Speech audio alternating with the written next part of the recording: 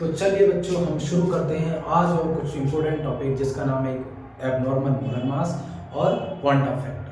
देखो, अगर तुमने क्वांटम फैक्टर अगर तुमने समझ लिया अच्छे से तो समझ लो इस चैप्टर में जितने भी न्यूमेरिकल्स हैं वो सारे के सारे आपको इतने ईजी लगने लगेंगे कि आप सोच तक नहीं सकते। तो चलिए शुरू करते हैं। देखिए, हेडिंग डालते हैं सबसे पहले abnormal molar mass. Abnormal molar mass, देखिए एक बार इसको समझिए। सबसे पहले हम ध्यान करते हैं, सबसे पहले हम जाते हैं कॉलिगेटिव प्रॉपर्टी। देखिए बच्चे, कॉलिगेटिव प्रॉपर्टी क्या होती थी कि जो कॉलिगेटिव प्रॉपर्टीज थी, कॉलिगेटिव प्रॉपर्टीज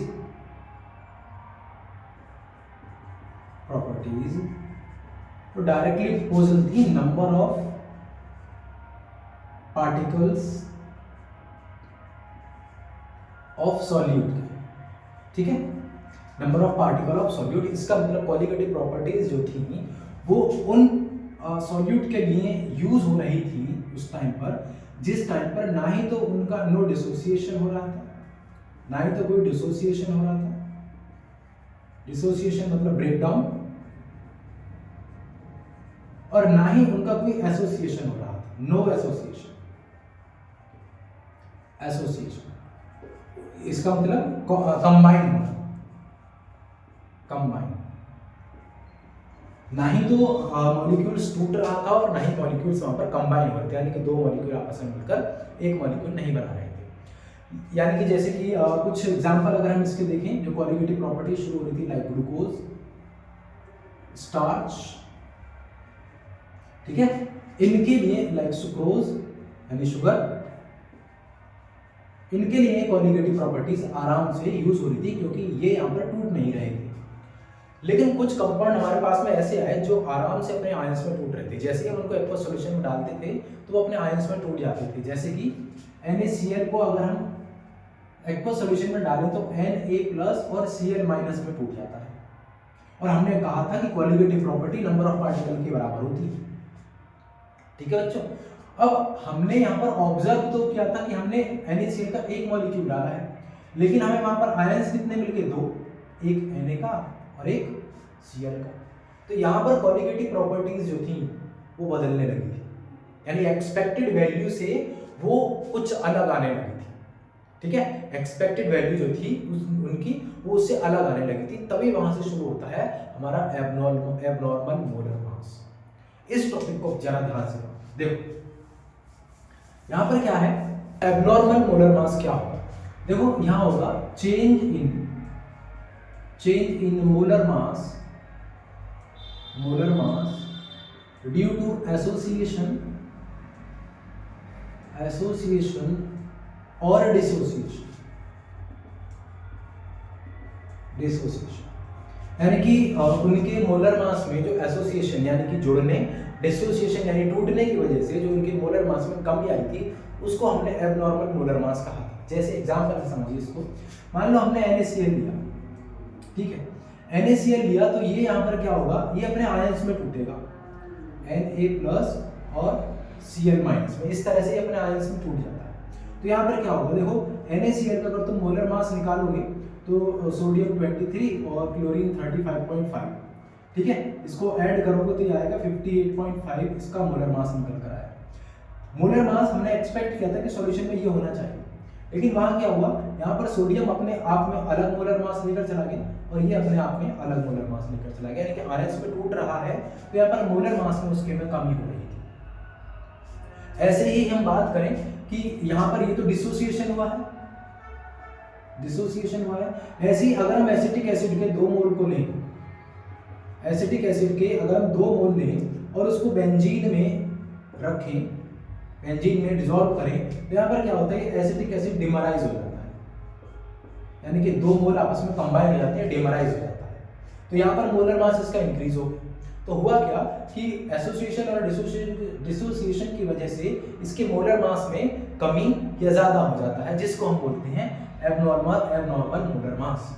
अब इसकी वजह से क्या हुआ, क्योंकि देखो यहाँ पे पार्टिकल्स हमारे 2 हो गए, एक इसका और एक इसका, यहाँ पर हमने 2 मोल लिए थे तो यहाँ पर 1 मोल हो गया। तो इसकी वजह से जो कॉलिगेटिव प्रॉपर्टीज थी उन प्रॉपर्टीज में कुछ चेंजेस आने लगे, यानी एक्सपेक्टेड वैल्यू से वो अलग आने लगे। उसी को सॉल्व करने के लिए हमारा एक अलग से टॉपिक आया था जिसका नाम था वॉन्टर फैक्टर। वॉन्टर फैक्टर ने बहुत अच्छे से इसको एक्सप्लेन किया था और बहुत ही अच्छे से उन्होंने अपने इस मत को रखा, जिसकी वजह से न्यूमेरिकल्स बहुत अच्छे से आसानी से सॉल्व हो जाते हैं और इनको सॉल्व करने में बिल्कुल भी दिक्कत नहीं होती। ठीक है, तो आइए हम पढ़ते हैं कि आखिर वॉन्टर फैक्टर क्या था। उससे पहले इसका स्क्रीनशॉट ले लीजिए। तो नेक्स्ट टॉपिक है हमारा वॉन्ट ऑफ फैक्टर। देखो बच्चों, वॉन्टर फैक्टर को हम रिप्रेजेंट करते हैं आई से। इसको आई से रिप्रेजेंट करेंगे और इन्होंने क्या कहा था, इन्होंने दिया था एक मतलब ये रेशियो था ऑब्जर्व के लिए colligative property divide by theoretical colligative property. यानी कि मान लो इसका एग्जांपल, इसका जो फॉर्मूला था वो था ऑब्जर्व कॉलिगेटिव प्रॉपर्टीज और divide by theoretical colligative property, theoretical colligative property. इसको ऐसे समझते हैं, जैसे मान लो हमने किसी एक्वस सॉल्यूशन में 1 मोल डालते हैं। मान लो हमारे पास में NaCl है, इसका 1 मोल डाला, तो हमने इसका कितना मोल डाला, 1, यानी कि थ्योरेटिकली हमें कितना मिलना चाहिए था, 1 मोल। लेकिन क्या हुआ कि हमने जब ऑब्जर्व किया तो वहां पर हमें 2 आयंस दिखे, एक Na का और एक Cl का। तो हमें ऑब्जर्व कितने हुए, 2, डाला कितना था, थ्योरेटिकली कितने मिलने चाहिए थे, 1, मिले कितने वहां पर 2। तो यहाँ पर I की वैल्यू चेंज हुई थी। ठीक है, इसी तरह से जैसे हमने एसिटिक एसिड का अभी फॉर्मूला का एसिटिक एसिड का एग्जांपल लिया था, 2 मोल डाले बेंजीन में, इसको हमने डिसॉल्व किया तो यहाँ पे डिमराइज हो गया। अब देखो क्या हुआ, हमने डाले तो 2 मोल, थ्योरेटिकली हमें 2 मोल मिलने चाहिए थे, लेकिन ऐसा नहीं हुआ। यहाँ पर हमें कितना मिला, 1। तो यहाँ से वॉन्टर फैक्टर जो आया था उनकी वैल्यू अलग अलग तरह से आई थी। देखिए जरा इसको हम आगे बढ़ते हैं, एक बार इसको स्क्रीनशॉट लीजिए, 1 2 3 ओके। देखो अब क्या होता है, एसोसिएशन और डिसोसिएशन हुआ। मान लेते हैं हम यहाँ पर लेते हैं डिसोसिएशन के लिए, पहले डिसोसिएशन देखते हैं आई की वैल्यू किस तरह से निकलेगी। देखो डिसोसिएशन में मान लो हमारे पास में NaCl है, NaCl है और NaCl एक्वस सॉल्यूशन में जैसे ही जाएगा तो ये टूटेगा Na+ और Cl-। हमें थ्योरेटिकली 1 मोल डाला तो 1 ही मिलना चाहिए था, लेकिन यहाँ पर हमें एक सोडियम का मिला और एक हमें आयन मिला क्लोरीन का। तो यहाँ पे वॉन्टर फैक्टर क्या होगा, I = ऑब्जर्व कितने हुए, 2, हमें ऑब्जर्व कितने हुए, 2, थ्योरेटिकली कितना मिलना चाहिए था, 1। यहाँ पर देखो I की वैल्यू कितनी आएगी, I की वैल्यू आएगी यहाँ पर 2। इसका मतलब जो I होगा डिसोसिएशन में वो ग्रेटर देन क्या होगा, 1, वो ग्रेटर देन होगा 1। ठीक है, इसी तरह से अगर हम डिसोसिएशन एसोसिएशन की बात करें, एसोसिएशन की बात करते हैं, मान लो हमने 2 मोल किसी भी कंपाउंड के लिए और यहाँ पर जाकर ये क्या हो जाता है, ये 1 मोल बना लेता है। थ्योरेटिकली कितने थे, 2 मोल, मिला कितना, 1। तो यहाँ पर I क्या होगा, ऑब्जर्व कितना होगा बच्चों, 1, थ्योरेटिकली कितने होने चाहिए थे, 2। तो I = क्या होगा, 0.5। इसका मतलब I की वैल्यू जो होगी इस बार वो यहाँ पर लेस देन 1 होगी। I की वैल्यू यहाँ पर लेस देन 1 होगी। ओके बच्चों, लेकिन अगर I हमारा 1I इक्वल रहे 1 के, तो यहाँ पर ना ही तो डिसोसिएशन होगा ना ही एसोसिएशन होगा। यहाँ पर no dissociation neither association, neither association. तो बच्चों ये एग्जाम के पॉइंट ऑफ व्यू से और कंपटीशन के पॉइंट ऑफ व्यू से बहुत ज्यादा इंपॉर्टेंट है।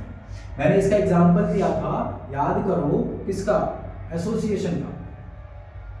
एसोसिएशन के केस में मैंने एक एग्जांपल दिया था, मैं यहाँ लिखता हूँ, एसिटिक एसिड को जब बेंजीन में डिसॉल्व करोगे तो यहाँ पर डिमराइज हो जाता है,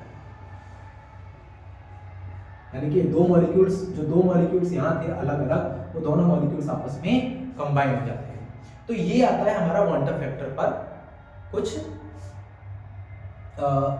कॉन्सेप्ट। अब जैसे ही वॉन्टर फैक्टर आया तो यहाँ पर जो कॉलिगेटिव प्रॉपर्टीज के फॉर्मूला हमने पहले पढ़े थे वो यहाँ पर कुछ मॉडिफाइड हो जाते हैं, उनमें चेंज हो जाता है।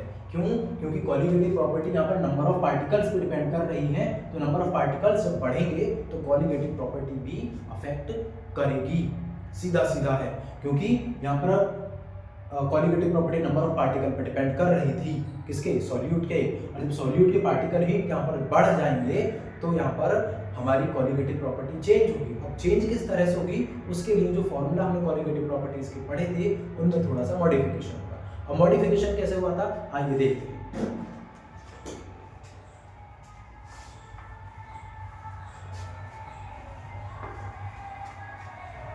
देखिए बच्चों, हमने कॉलिगेटिव प्रॉपर्टी जो वांट ऑफ फैक्टर है, वांट ऑफ फैक्टर को हमने रिप्रेजेंट किया आई से, हमने रिप्रेजेंट किया आई से। हमने कॉलिगेटिव प्रॉपर्टी पहले पढ़ी थी RLVP, जिसका फॉर्मूला था P not A minus PA, जो प्रेशर होता है सॉल्यूशन का, divide by P not A into XB। तो यहाँ पर बच्चों आई से मल्टीप्लाई होता हुआ चलेगा, क्यों, क्योंकि यहाँ पर आई वांट ऑफ फैक्टर है, और वांट ऑफ फैक्टर यानी कि जो पार्टिकल्स के नंबर हैं उन पे डिपेंड कर रहा है। तो पहला मॉडिफिकेशन तो ये थी। दूसरी कॉलिगेटिव प्रॉपर्टी थी हमारी ब्यूरोस्कोपी, इसका मतलब एलिवेशन इन बॉइलिंग पॉइंट। तो यहाँ पर आई थी delta TB is equal to i KB into M। ये देखो आई यहाँ पर फिर से मल्टीप्लाई होगा, इसका मतलब जितने ज्यादा नंबर ऑफ आयंस होंगे इतना ही ज्यादा उसके टेम्परेचर में, sorry boiling point, elevation in boiling point में चेंज होगा। तीसरी प्रॉपर्टी थी हमारी क्रायोस्कोपी यानी कि डिप्रेशन इन फ्रीजिंग पॉइंट। उसके लिए फॉर्मूला यहाँ पर था delta TF is equal to KF into M। तो यहाँ पर आई से मल्टीप्लाई होगा। फोर्थ कॉलिगेटिव प्रॉपर्टी थी हमारी ऑस्मोटिक प्रेशर, ऑस्मोटिक प्रेशर। तो इसको रिप्रेजेंट किया था पाई से। तो फॉर्मूला था आई, फॉर्मूला था नॉर्मली उसका CRT, बिफोर एसोसिएशन डिसोसिएशन। लेकिन जैसे ही एसोसिएशन और डिसोसिएशन आए तो यहाँ पर लगा हमारा आई। तो इसका मतलब हमारे पास में जो कॉलिगेटिव प्रॉपर्टी है वो वांट ऑफ फैक्टर पे भी डायरेक्टली प्रोपोर्शनल है। तो बच्चों यहाँ पर बहुत सारे बच्चे क्या करते हैं, जब हमें कंपाउंड दिया हुआ होता है क्वेश्चन में, तो बच्चे वहाँ पर वो ध्यान नहीं देते कि एसोसिएशन भी हो सकता है और डिसोसिएशन भी हो सकता है। तो यहाँ पर वो आई की वैल्यू लगाना भूल जाते हैं। तो आई की वैल्यू तुम्हें यहाँ पर हर टाइम यूज करनी है, ठीक है बच्चों।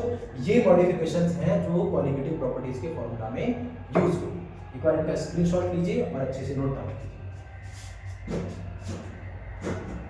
नेक्स्ट टॉपिक है जो कि थोड़ा एडिशनल है, जो कि तुम्हारे कॉम्पिटिशन में बहुत ज़्यादा यूज होने वाला है, उसके बारे में हम आप यहाँ पढ़ते हैं। नेक्स्ट हेडिंग डालिए degree of dissociation, degree of dissociation and want of factor यानी आई, इनके बीच में क्या रिलेशन है। तो बच्चों देखिए इसको समझिए जरा। मान लो हमारे पास में कोई एक कंपाउंड है AN और ये अपने आयंस में टूट गया, मान लो Na अपने आयंस में टूट गया। मान लो इनिशियली इसका हमने 1 मोल लिया और यहाँ पर अभी 0 डिसोसिएशन हुआ है इसका, लेकिन एट टाइम T पर मान लो इस 1 मोल में से अल्फा पार्टिकल्स निकलकर चला जाता है, तो ये कितने बचेंगे, N अल्फा। ये जो बनेगा इसका कंसंट्रेशन N अल्फा बनेगा, क्योंकि देखो बच्चों अल्फा निकल कर गया तो N अल्फा तो बनेगा, ठीक है। यहाँ पर वांट ऑफ फैक्टर इसका क्या होगा, अगर हम I निकालें तो I कहता है observe colligative properties divide by theoretical colligative property. तो यहाँ पर I कितना है, देखो बच्चों ऑब्जर्व कितना हुआ, देखो बच्चों ये एक ही कंटेनर में हो रहा है सारा चीज, तो उसमें ये भी नंबर ऑफ मोल होंगे और ये भी नंबर ऑफ मोल उसी कंटेनर में प्रेजेंट होंगे। तो यहाँ पर टोटल नंबर ऑफ मोल कितने बचेंगे, 1 minus alpha plus N alpha divide by theoretical कितना डाला था हमने 1, तो यहाँ पर ये 1 आ गया। तो I इज इक्वल टू कितना होगा, इस 1 की मल्टीप्लाई करेंगे तो I रह जाएगा, तो यहाँ पर बनेगा 1 minus alpha plus N alpha. इस 1 को इधर उठाकर लाइए तो क्या होगा, I इस 1 को अगर इधर उठाकर लाएं तो I minus 1 is equal to minus alpha plus N alpha. इस अल्फा को इधर ले लीजिए और N अल्फा को इधर ले लीजिए। देखिए यहाँ पर क्या बचेगा, यहाँ से करता हूँ शुरू। तो I माइनस 1 इज इक्वल, जब ये अल्फा इधर जाएगा तो ये माइनस का और ये हमारा पॉजिटिव नहीं, तो N अल्फा माइनस अल्फा इसका, मैंने बस इसको यहाँ पर क्या है और इसको मैं यहाँ लेकर आया। क्लियर बच्चों। तो देखिए यहाँ पर I माइनस 1 इज इक्वल, यहाँ से अल्फा कॉमन ले लीजिए तो N माइनस 1 और क्या बचेगा अल्फा। यहाँ पर क्या होगा, ये जो पूरा टर्म इसके डिवाइड हो जाएगा, तो यहाँ पर बचेगा I minus 1 divide by N minus 1, जो कि किसके इक्वल चल रहा है बच्चों, अल्फा। तो यहाँ पर I अल्फा है degree of dissociation, degree of dissociation.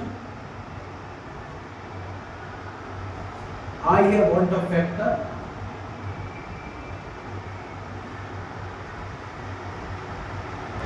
और n है यहाँ पर number of ions during dissociation. Dissociation के टाइम पर जो नंबर ऑफ आयंस होंगे वो हमारा यहाँ पर n। तो बच्चों ये हमारा फॉर्मूला एग्जाम और कंपटीशन के पॉइंट ऑफ व्यू से बहुत ज़्यादा इंपॉर्टेंट है और कई बार तक ये पूछा भी गया है। तो बच्चों इसको एक बार नोट कीजिए, समझिए और इसका स्क्रीनशॉट।